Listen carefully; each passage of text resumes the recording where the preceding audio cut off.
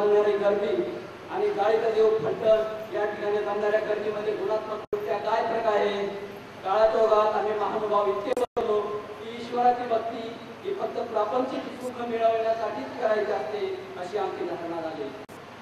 बंधूंनो, या ठिकाणी मी स्वामींचे एक वचन सांगतो। काही हे वचन फार घोटून घेतात, आमच्याकडून फार घोटून घेतलंय।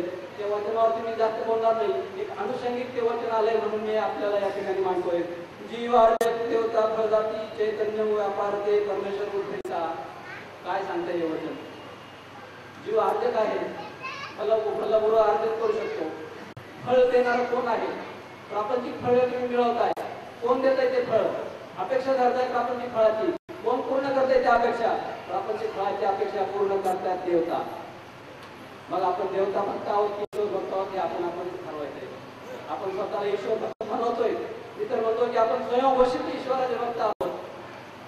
देवता भक्तात आणि आपल्यात फरक काय आहे पुढे मला समजून सांगावं आणि माझं अज्ञान दूर करावं ही मी विनंती करतोय। परंतु झालं काय की पंथात स्वामींनी जी अशी वचनं सांगितली या वचनाचा संपूर्ण पंथाला विसर पडलेला आहे।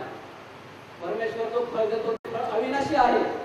आम्हाला अविनाशी फळ नको आहे, आम्हाला नाशवंत फळाच्या मागे आम्ही सर्व लागलेलो आहोत। आज संपूर्ण पंथाची अवस्था आम्ही नाशवंत फळाच्या मागे लागलेलो आहोत, हे आमचं दुर्दैव आहे। हे सर्व ईश्वराने सांगितलेल्या तत्वसिद्धांताच्या विपरीत आहे।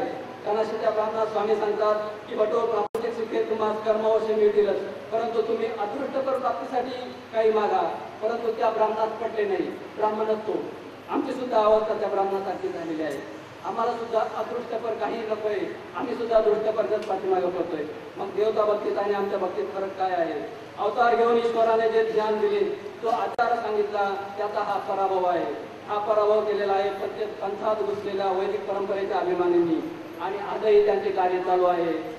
आणि बंधूंनो, मला खेदाने नमूद करायला वाटते की त्यामध्ये ते कमालीचे यशस्वी झालेले आहेत आणि आज सुद्धा त्याला हातभार लावणारे लोक मार्गात आहेत। यातून वास्तविक वर्ग जो संपूर्ण पंथाचा पाया आहे तोच ज्ञानापासून वंचित राहिलेला आहे।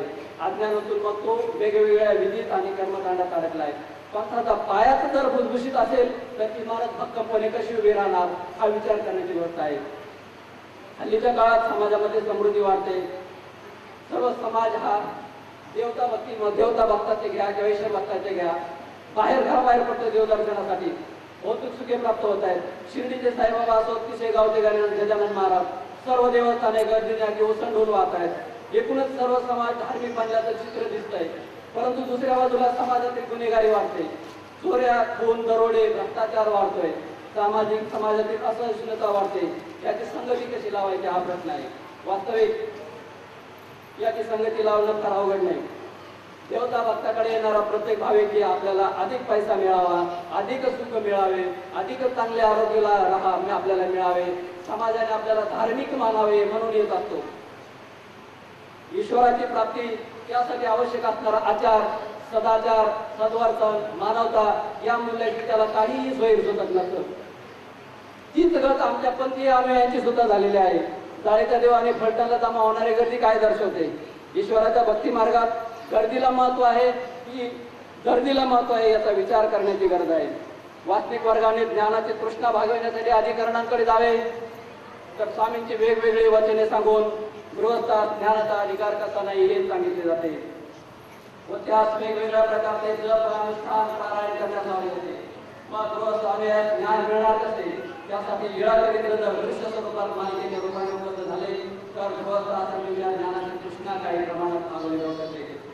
परंतु येथे सुद्धा परंतु आलेला आहे। परंतु अजूनही काही प्रवृत्तींना स्वामींच्या लीळा मालिकेच्या स्वरूपात दूरदर्शनवर यावे हे मान्य नाही। हा विरोध होतोय वैदिक धर्माचे पालन करणाऱ्यांकडून। वैदिकांनी पण तोचही उचवले, त्यांचे ते अनुयायी त्या गुरु अभिमानामुळे मालिकेला विरोध होतोय। आमच्या गुरूंना मान दिला नाही म्हणून विरोध होतोय। गुरूंनी सुद्धा आपली संपूर्ण हयात लीळाचरित्राला विरोध करण्यातच घालवली आणि आता त्यांचा शिष्य परिवार व्यक्तिगत पातळीवर जाऊन विरोध करत आहे।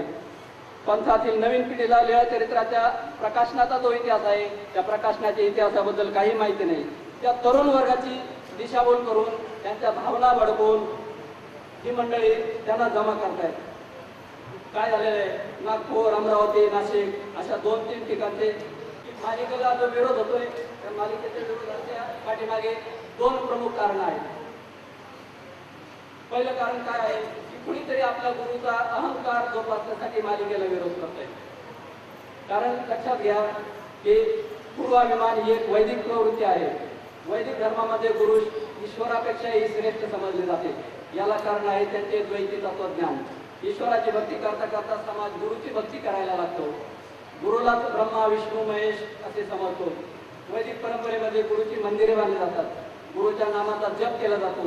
गुरुच्या जयंत्या पुण्यतिथ्या साजऱ्या केल्या जातात. या उलट ईश्वराच्या धर्मामध्ये गुरुला निमित्त समजले जाते.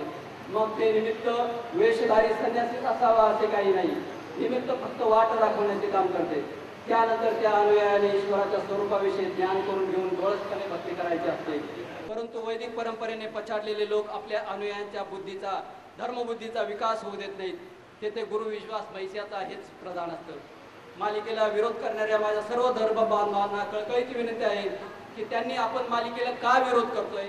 विरोध करण्यामागे वैदिक विचारधारा आहे की स्वामींचा तत्व सिद्धांत आहे याची जाणीव करून घेऊन मगच त्याला विरोध करायला पाहिजे.